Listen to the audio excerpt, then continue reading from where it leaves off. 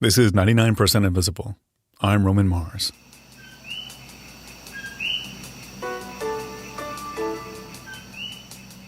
On a recent trip to Puerto Rico, producer Jacob Medina Gleason was introduced to a piece of family history. It's an old manila folder with a photo of her grandfather, Tomas Velez Lopez, attached to the front.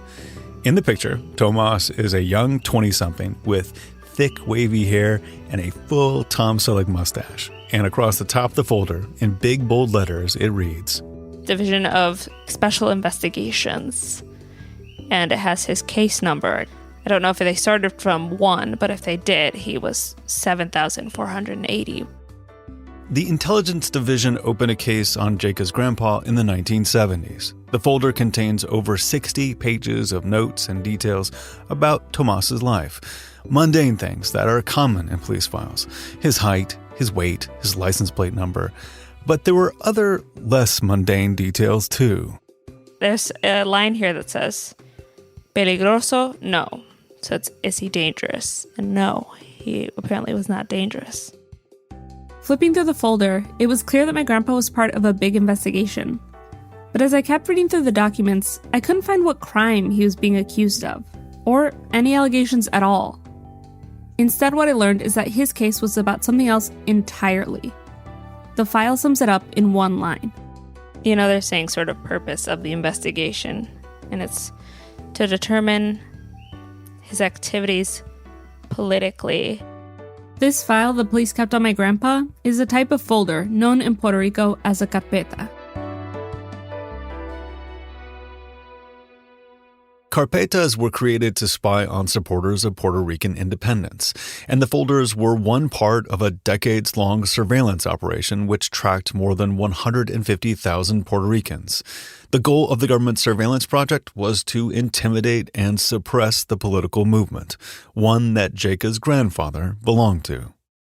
Your grandpa was a dreamer, and his first dream was having his nation free from the power of the United States. That was his first love.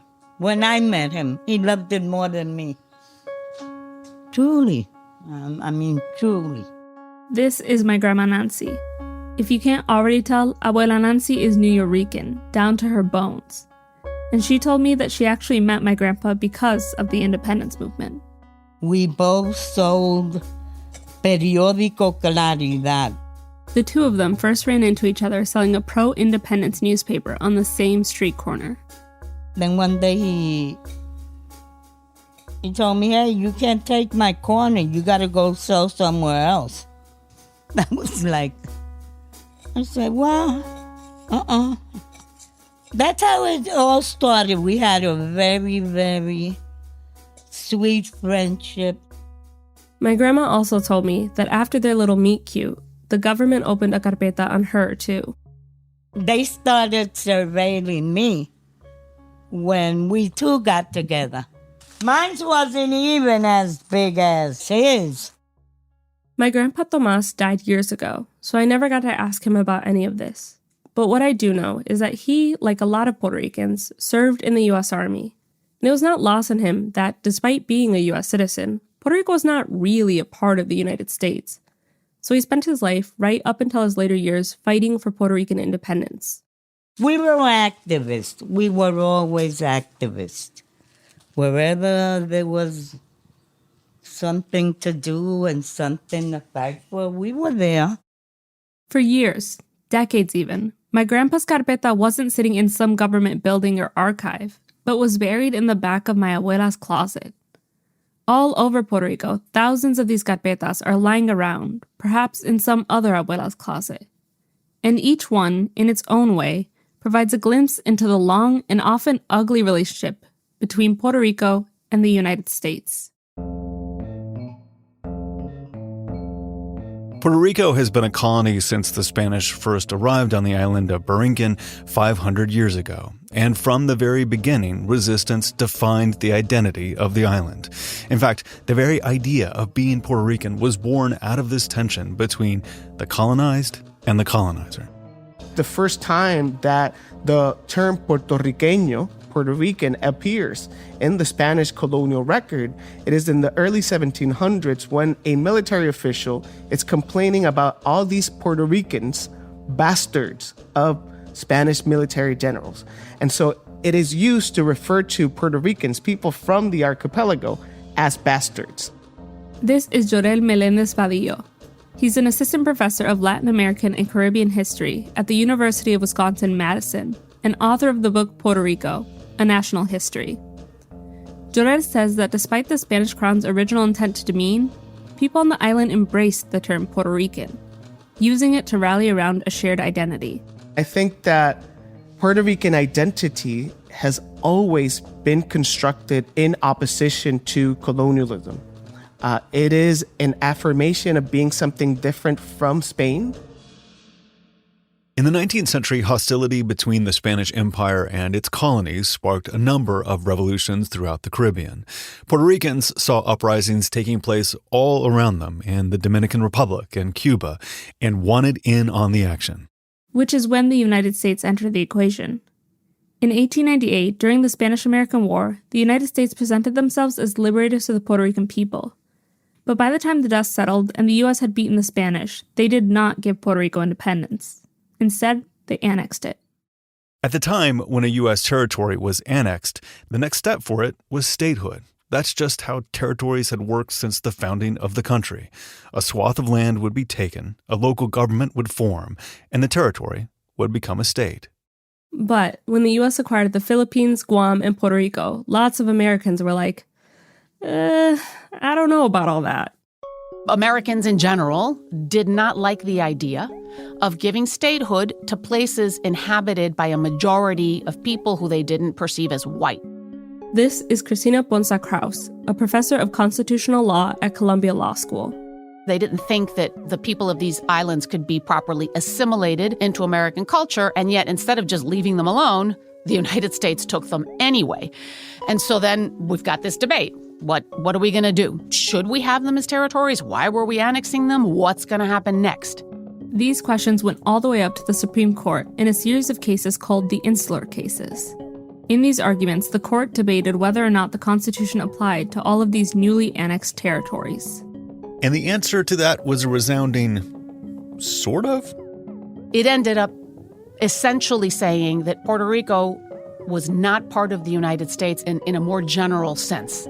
But it also said that Puerto Rico wasn't foreign. And so it came up with this language. Puerto Rico and the other territories by implication, that is, the other new ones, the Philippines and Guam, are foreign to the United States in a domestic sense. And also, the court said, they are domestic in an international sense. If foreign in a domestic sense and domestic in an international sense is complete gibberish to you, that's because it is. Basically, the cases determined that the Constitution only applied to Puerto Rico as the U.S. saw fit, because it wasn't a state, and then used this obscure language to explain away why it wouldn't become one. It's a two-step process: annex and incorporate. And they were not planning to incorporate Puerto Rico. The Foraker Act and the Jones Act gave Puerto Ricans the ability to elect their own legislature and granted citizenship. So Puerto Ricans were citizens, but not totally citizens. And they could hold elections, but they still had no representation in Congress. As you could imagine, all this vague, incoherent language pissed a lot of people off. Puerto Rico had been a colony for hundreds of years by this time, and their fate was always being decided for them by outside forces. And within Puerto Rico, no one voiced their frustration with the island's status more loudly than the leader of the Nationalist Party, Pedro Albizu Campos. Los puertorriqueños no deben nacer. Sí, pero cuando le aprietan la cabeza a los yanquis, necesitamos los puertorriqueños, echarle la mochila encima, para que se vayan a matar. Starting in the 1930s, Albizu Campos led the Nationalist Party, which was one of the strongest voices in the Puerto Rican independence movement. Albizu Campos is a fascinating individual. Pedro Albizu Campos was a Harvard-educated lawyer. Afro-descendant. He had great rhetoric. He would spit fire. He dominated a crowd when he spoke, and he spoke about the ills of Puerto Rico. En que se ha suprimido eso de sangre indígena y sangre europea. o de sangre americana, o de sangre india, o de sangre negra y de sangre blanca, porque no hay más que una sola sangre, la sangre humana y divina del hombre. A lot of what Albizu Campos was responding to came from Supreme Court cases that set up the political dynamic between the U.S. and Puerto Rico. He wanted Puerto Ricans to see that this relationship made them second-class citizens, and he wanted them to get mad. There were peaceful protests that shined a light on Puerto Rico's colonial status. But in 1935, Puerto Rican police, under the control of the U.S., killed a number of independence protesters. Months later, in response, some in the independence movement killed the police chief. After that, the U.S. determined that the Nationalist Party wasn't a political party, but a bunch of insurrectionists. And they were not afraid to use violence, and that is something that authorities feared. At first, Albizu Campos and the Nationalist Party tried to seek change through the ballot box, but the scales were always tipped against them. The U.S. held a firm grip over the electoral system on the island, and basically every other lever of power too. And so Albizu Campos determined that they couldn't gain independence within a system designed to oppress them. He declared that the Nationalist Party would withdraw from electoral politics so long as the U.S. was in power.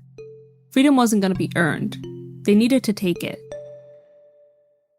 In the 1930s, hoping to restore order to the island, the United States appointed a new governor to oversee Puerto Rico. He militarized the police and jailed political opponents, including Albizu Campos. The governor also authorized a new surveillance operation, one that would keep tabs on people they suspected to be part of the independence movement. This was the beginning of the carpetas. Basically, the way it would work was, it was sort of like a three-strike system. That's Christopher Gregory Rivera. He's a photographer and artist who has done extensive research on carpetas. He says that the government had a whole process for determining who was deemed suspicious enough to have one opened on them. If I was a heavily surveilled person and we had a coffee, they would open an index card on you. And then if you never got any more cards, then, you'd probably kind of fall off their radar. But if they saw you with somebody else or they saw you at a rally, you'd get another card. And sort of through that process, they kept track of connections. And when you got 3 of these index cards, then they would actually formally open a carpeta on you. At the time, it was generally known within the independence movement that the government was watching, but how close and in what ways remained a mystery. The police, of course, didn't have the manpower to surveil each and every person who sympathized with the cause. And so they paid friends, neighbors, and colleagues to do a lot of the dirty work. This, of course, created an obvious incentive. If you had something to say, you get paid. Or if you were in trouble with the law for whatever reason, you could get out of trouble by helping the police. And at a time when work was hard to come by on the island, lots of people suddenly had lots to say. From my perspective, having read a lot of them and talking to people who were surveilled and scholars and other researchers, a lot of the information is made up. Christopher says that despite the bad information, the carpetas still served a purpose for the Puerto Rican government. It had the effect of making people in the independence movement feel watched, which made organizing harder. The carpetas were an off-the-book means of suppression, while the state created on-the-book ways to criminalize their activity.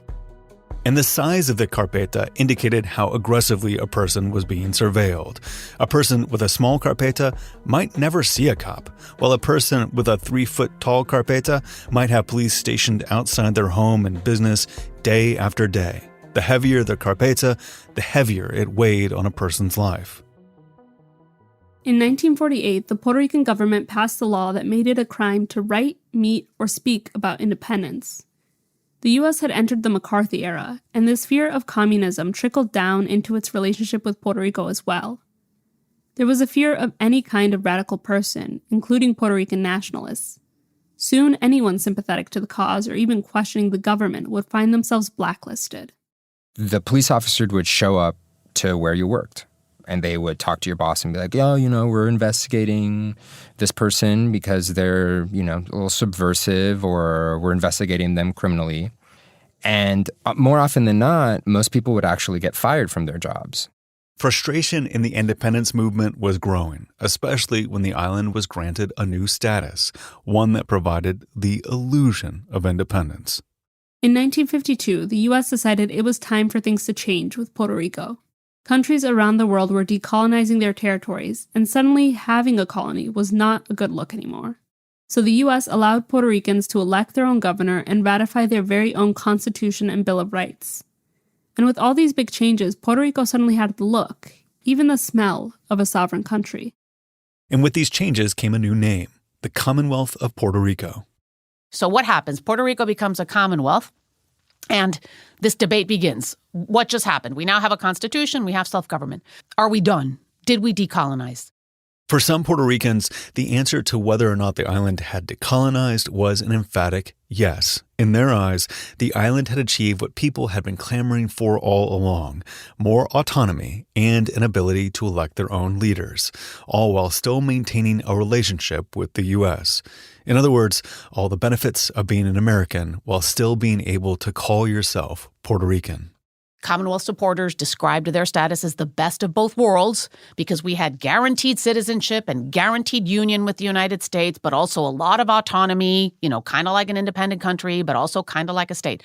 But in my opinion and the opinion of its opponents, it was really the worst of both worlds because you are subject to the power of Congress and you're pretending you're decolonized. To Christina and many others, the term Commonwealth wasn't a real change in political status. Sure, Puerto Ricans had more autonomy, but they didn't have total autonomy. Puerto Rico is subject to the control of Congress, and Congress can run the show. And it can only have a constitution if Congress lets it. And if Congress wants to take power away, it can. In other words, the term Commonwealth was merely a cover, a word that helped Americans shed their belief that they had a colony, while at the same time introducing even more uncertainty into the day-to-day lives of Puerto Ricans. This is really how the United States has divided and conquered us. It basically gaslit us into not knowing what Puerto Rico's status is. We ourselves can't define Commonwealth, or at least we can't agree on a definition. And so we just argue ourselves to death. And the United States doesn't have to do anything. They can just keep having a colony. For some in the independence movement, this persistent frustration boiled over into awful acts of violence. In March of 1954, 4 Puerto Rican nationalists entered Congress and opened fire. No one was killed, but 5 people were injured. The shooting ended up intensifying government surveillance on the independence movement. It also deepened ideological divisions over Puerto Rico's status. After the 1950s, the political alliances on the island generally fell into one of 3 camps. People who supported the Commonwealth, the people who wanted to see Puerto Rico on the path to statehood into the United States, and then there were people like my grandparents, those who fought for full independence and saw statehood as just another form of colonialism. We belong to, but we're not part of. And that is so degrading for me. The disgrace of being a colony. When I spoke with my grandma Nancy, she was a little nervous to be at the other end of my mic. And given this long history of surveillance and having just spent the better part of a day flipping through my grandpa's carpeta, I totally get that. Still, she was able to tell me about what landed both of them on the government's watch list and everything that came after. So, Tomás used to belong to the FUPI. That's the Federación Universitaria Pro Independencia. And with that group in the university, he traveled to Cuba 2 times. The University of Puerto Rico was and has always been a place where independentistas could find one another. And when my grandpa returned from his years in the army, the FUPI really spoke to him. My grandma told me that between his affiliation with this group, that's strike 1, and traveling to Cuba twice, that's strike 2 and strike 3. All that was enough to not only put him on the government's radar, but get him a full-blown carpeta. Do you feel like Grandpa knew and you knew that you guys were being surveilled? He knew, yeah, he knew it. The only thing, nobody could prove it at that time. My grandparents, like many other people in the independence movement, could at that point only speculate that they were being watched, or to what extent. Maybe it was a car parked in front of the house, or a stranger in the corner of a restaurant where they were having dinner. But it was always a strong hunch, never proof. But soon a scandal would reveal just how deep surveillance on the island ran and supply all of the proof they needed. The story of how the carpetas ended up being revealed to the public starts with the murder of 2 young activists. The case is known as the Cerro Maravilla murders. There are a lot of twists and turns in this case, but we'll keep it to only what you need to know. As part of this massive surveillance operation, the Puerto Rican police had lots of informants. One informant was a young man named Alejandro González Malave. He was recruited by the intelligence division when he was still in high school. The job? To embed with young up-and-coming people in the independence movement.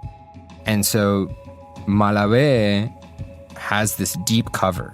I mean, nobody is going to suspect that somebody who has been involved in the movement since high school is a police officer. So in a way, this is like this James Bond, like ultra agent, that is recruited and goes through the ranks. In college, Malave infiltrated a subgroup within the independence movement as an undercover agent. And while undercover, Malave convinced 2 young independentistas to sabotage a radio tower. As part of the operation, the group needed to carjack a taxi and drive up to the tower. However, when Malave and the rest of the group arrived at the location, a bunch of police officers were waiting for them. It was a trap. They're literally knelt on the ground and executed point blank by a group of about 10 police officers, which were coordinating between the intelligence division, the police officers, and also the FBI. So there is federal buy-in on this whole thing. And they're executed point blank with no trial. A few days later, the governor released a statement in support of the officers, calling them heroes. The police had said they were acting in self-defense when the young men shot at them, and that they had told the men to surrender. But there was another person there that night who witnessed the whole thing. The taxi driver that was kidnapped actually didn't leave. And so he heard the whole thing, and he heard the young men crying for help. And he became a key witness to uncover the fact that there was no resistance. These weren't, quote-unquote, terrorists, that there was something more at play. That opened an investigation into these 2 young men and to the murder. What came next was many years of trials that were broadcast all over the island. My grandma remembers listening to the trial on the radio with my grandpa. And that's where I found out one of the persons that was killed in Cerro Maravilla was his friend. They had studied all high school together. And that's when we really knew that, hey, this is serious. The trial dominated the airwaves, and it was on the radio that the truth about the carpetas finally came to light.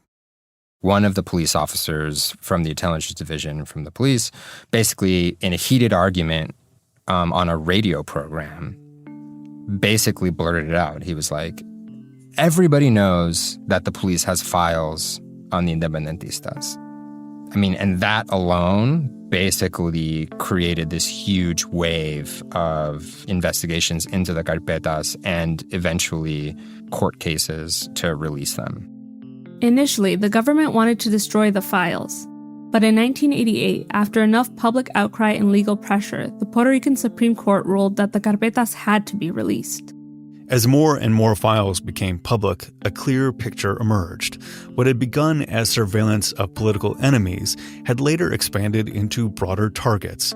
People in feminist and even environmental organizations had been targeted by the police too. What has always struck me as an incredibly odd thing about my grandpa's carpeta, and all carpetas for that matter, is that after decades of surveillance and all the violence and everything else that had suppressed the independence movement, thousands and thousands of these files were just sitting in an office in San Juan. And when they finally made the surveillance public, they released the files to the people who had been surveilled. If the government had opened a file on you, you could just drop by the office and pick it up on your lunch break if you wanted. And people did. Do you remember going to get it? And do you remember reading your carpeta for the first time and reading Abuelos? Yeah, we were surprised. We were surprised at the pictures they had. The thing to remember here is that my grandparents didn't commit any crimes. They were never violent. They weren't dangerous people. Their only crime was believing in independence. Still, people around them fed information to the police. People my grandma and grandpa trusted and loved. And when he started reading it, Like, oh my God, this son of a bitch, squealed on me. Because it was people you knew. It was your neighbors. Who was following you? Who the hell was the spy? That's what most people wanted to find out, especially. Who's the spy? But it was everyone. When I spoke to my grandma, she told me that she and my grandpa looked through their carpetas. And after reading them, they just kind of went into storage. And to me, that's one of the craziest parts of this whole story. These files were proof that the government had been spying on them. Proof that their neighbors and friends had betrayed them. And they were simply handed back, read, and put in the back of a closet. Life was supposed to just go on. There was never a national moment of reckoning from the state in which there was a process in which people could think publicly and together about what this has meant for them, right? And so I think that it's still this open wound in Puerto Rico. Today, the carpetas still loom in the Puerto Rican psyche. The word carpetas is still used as a verb. If you're going out to a protest, your grandma might say, "Cuidado o te van a carpetear," basically telling you that you better watch your step, or the government might start spying on you. Ultimately, the carpetas did have a chilling effect on the independence movement, and the Nationalist Party never participated in electoral politics again. But for people in the movement, the revelation of the files only strengthened the belief in their cause because it was a tangible symbol of a broken political system. That didn't stop us, because the moment we found out, the moment we got those carpetas, and we knew what was going on, that only made us stronger. Because what are you going to do now? It's out in public. You can't come arrest me now just because I believe in the independence for my country. Hey, I'm involved. Well, let's get involved. Eventually, more people did get involved. Although the Nationalist Party did not run, a candidate from the Puerto Rican Independence Party received nearly 1/3 of the vote in the most recent gubernatorial election. It was a milestone for the independence movement. So many things have happened in Puerto Rico in recent years that my grandma thinks it's getting harder and harder to ignore the role the United States still plays in the island's troubles. Why? Because people are learning more. People are beginning to become so conscious of what they've been doing to us for so many years. For my grandma and so many others, the fight around Puerto Rico's status has never been about the difference between being a commonwealth or state, or anything like that. To her, Puerto Rico is Puerto Rico. It is its own nation, no matter what people say. That's the way my grandma sees it. And it's a fight she's going to continue until her last days. I will die for my country. I will believe in its independence because I believe in its people. We've been down. And you could bring me down, but I will not lick your boots. I will never be at your feet. And every time you bring me down, I'm going to get back up. This is me. This is where I come from. And nothing could take that away from me.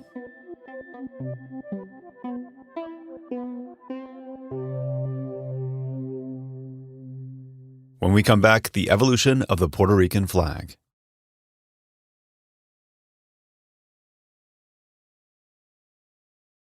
So we are back with Jacob Medina Gleason, who brought us that story.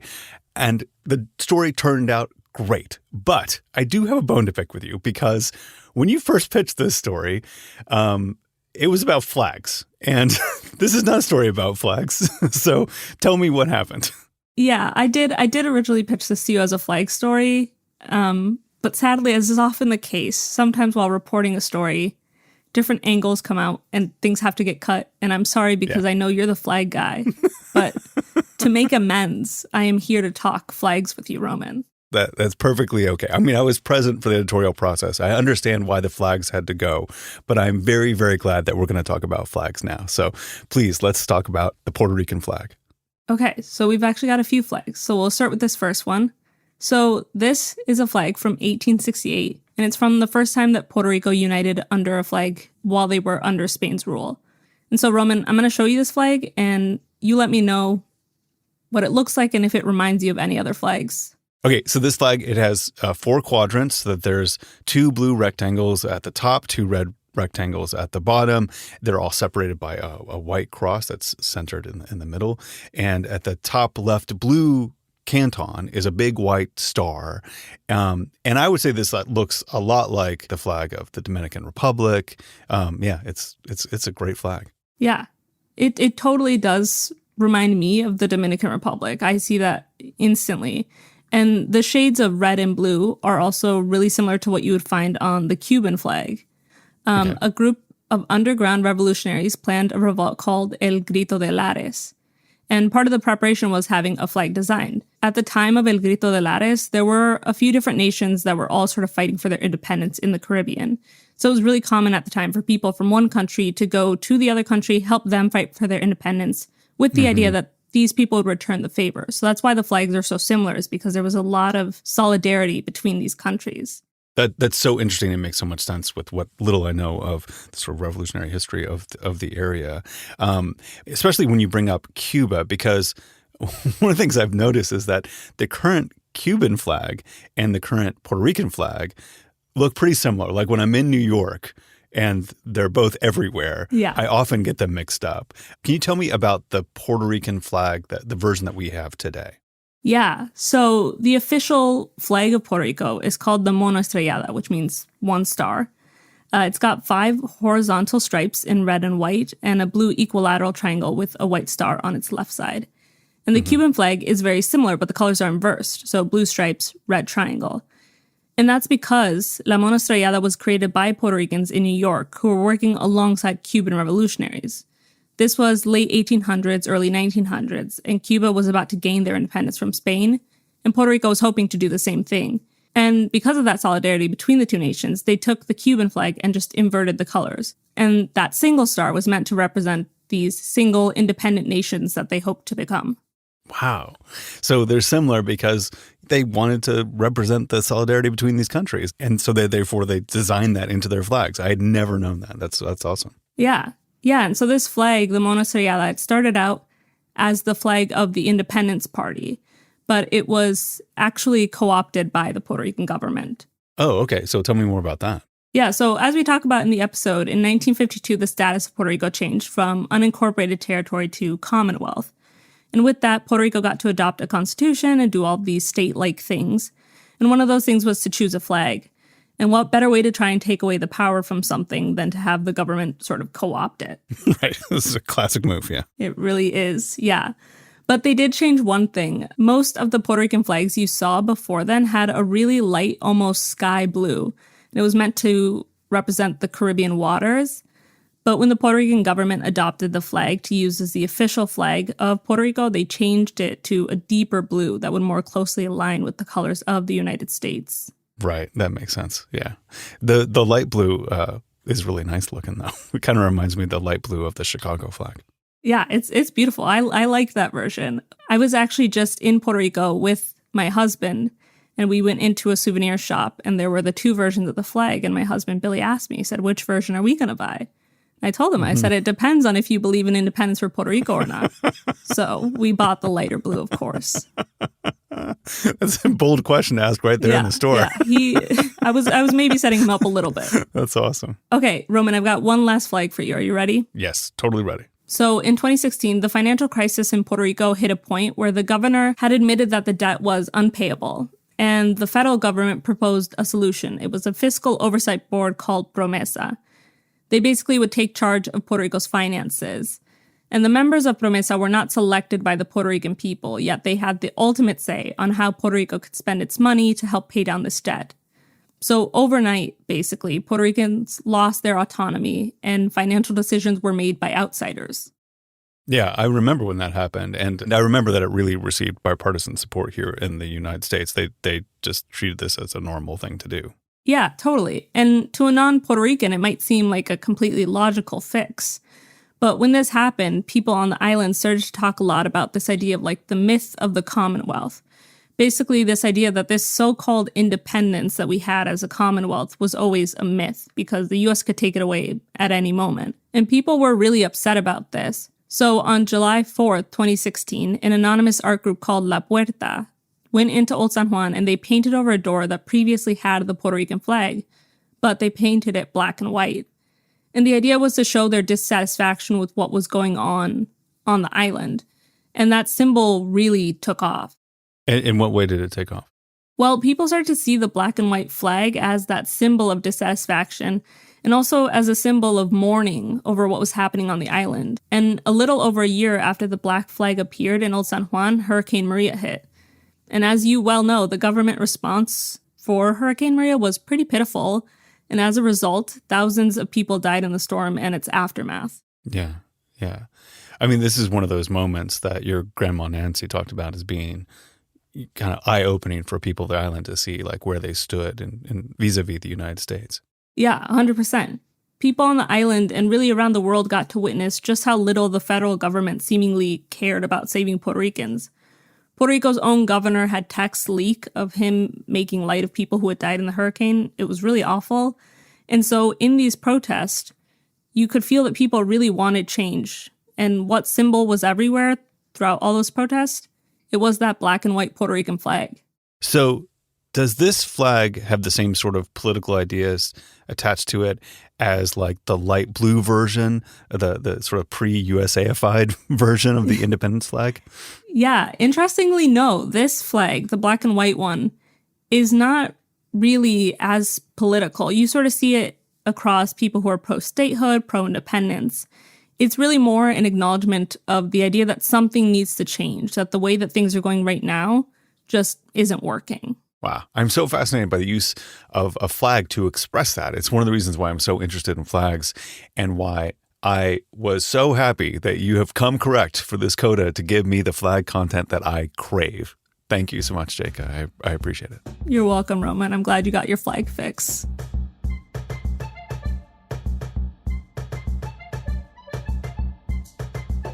"99% Invisible" was reported and produced this week by Jacob Medina Gleason and edited by Jason DeLeon and Vivian Leigh. Mixed by Martin Gonzalez. Music by Swan Real. Fact-checking by Graham Haisha.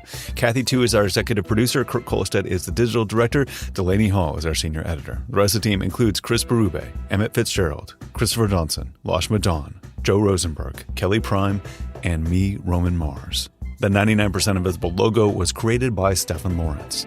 We are part of the SiriusXM podcast family, now headquartered 6 blocks north in the Pandora building in beautiful uptown Oakland, California.